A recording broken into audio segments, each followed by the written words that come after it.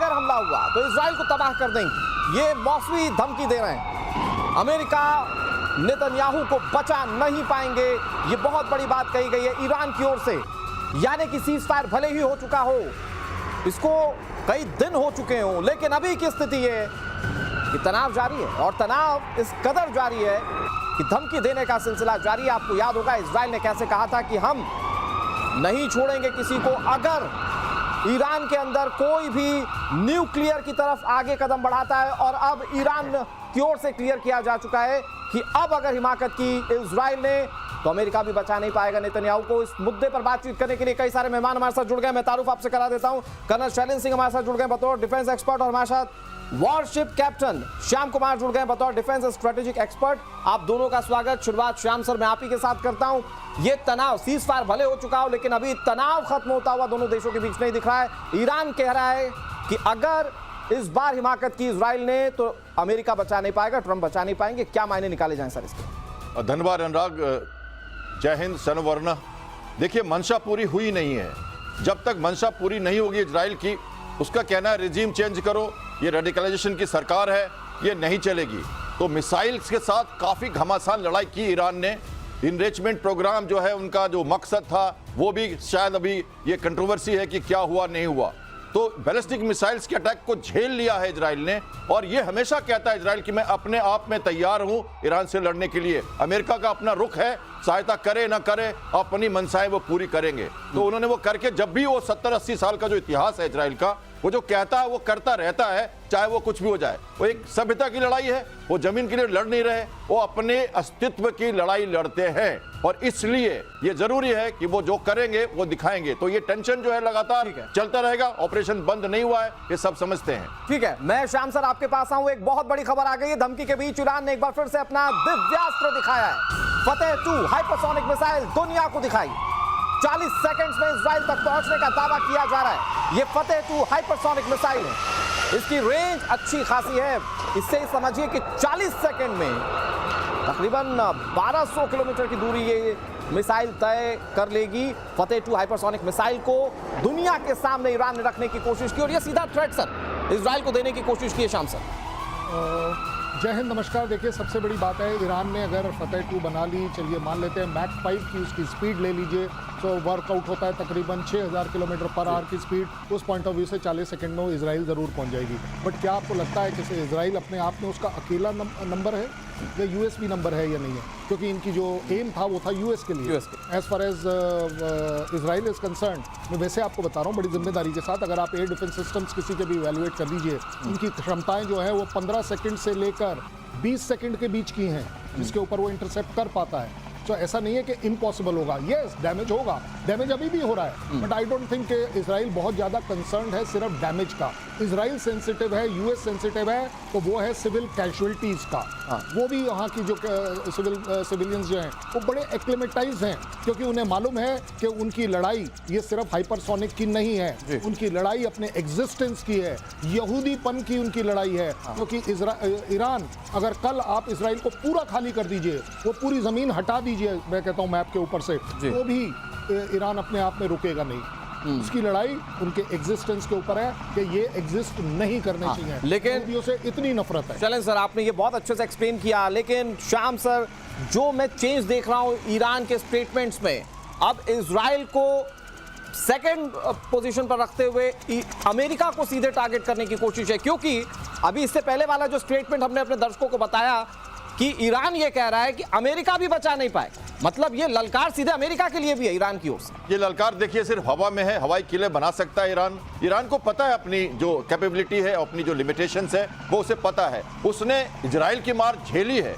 और उसने पूरी तरह से कोशिश की कि ये स्प्रेड हो। कभी वो हार्मुज की तरफ अपना रुख कर रहा था, कभी वो हूती को भी समझा रहा था। ये सारे स्प्रेड करने का, फ्लेम पॉइंट बढ़ाने का तरीका उसका था, लेकिन ये उसने कंटेन करके रखा। उसके पता है कि वो अरबियन कंट्रीज उसको हेल्प नहीं करेंगे, इजराइल उसको मारता रहेगा। जहां तक बात है, आपको जब कतार में आप अटैक करते हो एयरबेस पे, और उसमें भी बता के करते हो तो ये क्या लड़ाई लड़ते हुआ? मैंने आपके स्टूडियो से कहा था कि या तो वो अमेरिका को तो मार सकते नहीं, उनके डिस्टेंस से बाहर है, तो शिप्स अटैक कर सकते हैं, वो जो अमेरिकन शिप्स है खाड़ी के देश में या मेडिटेरियन में या रेड सी में, तो उनको भी अटैक नहीं किया क्योंकि वो सोवरेन माना जाएगा, वो फ्लैग फ्लाई करते हैं अगर डायरेक्टली अटैक करते हैं अमेरिका पे। तो कतर को उन्होंने पकड़ा, एक तरह से क्या है, ग्रीन रूम की लड़ाई लड़ी, अपने सब कुछ बता दिया और लड़ा, एक जस्ट मैसेज और चुप।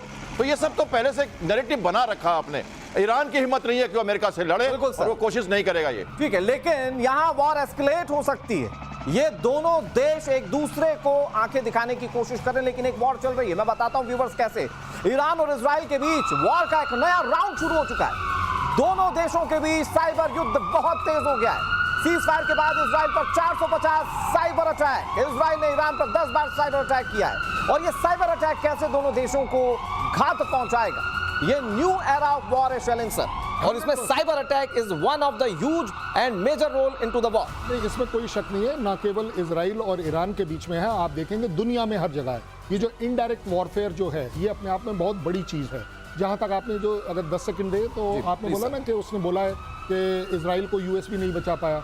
ये प्रोपोगंडा और काउंटर प्रोपोगंडा दोनों कंट्रीज से चलते रहेंगे। मुझे आप एक बात बताइए, दोनों कंट्रीज के बीच में ऐसा कौन सा वॉर है जो कभी से चलता नहीं आया है, चलता दिख नहीं रहा है और चलता नहीं कभी अमेरिका दिल पे ले सकता है ये बात? नहीं, क्यों नहीं लेगा, क्यों? अरे देखिए, वैसे मैं नॉट दैट कि मेरी कोई यूएस के साथ एनिमिटी है। यूएस एक वो बेशरम देश है जो हर काम कर सकता है, कोई उसके बारे में कुछ भी बोलता रहे, वो करता अपना ही है अपने आप में। ज्यादा बड़ी बात है कि इजराइल इस चीज को टॉलरेट नहीं करता। अगर दोनों कंट्रीज में आप कंपेयर करें तो इजराइल बहुत सेंसिटिव है कि वो इंस्टेंट उसी समय पर अटैक करता है। और ये जो इंफॉर्मेशन वॉरफेयर, साइबर वॉरफेयर ये जो चल रही है, इसमें इकोनॉमिक घाटा दूसरी कंट्री को ज्यादा दिया जाता है। आपके अपने घाटे कम होते हैं एक तरह से, कि आपके man power related, aircraft related आपके कोई लॉसेस नहीं है। तो इसलिए आप साइबर वॉरफेयर में ज्यादा डिपेंड करते हैं। बिल्कुल, लेकिन शाम सर इसको थोड़ा सा और एलोबरेट आप कीजिए, क्योंकि जब ये वॉर चल रही थी, वो 12 दिन के वॉर में भी इजराइल की कोशिश थी कि वो साइबर अटैक करे ईरान पर, और टेक्नोलॉजी के मामले में इजराइल बहुत सशक्त है। क्या उस स्तर पर वॉर इजराइल ने जारी रखी? भाई भले सीज फायर हो गया हो फिजिकल तौर पर, वहां हो सकता है कि इजराइल की वॉर जारी।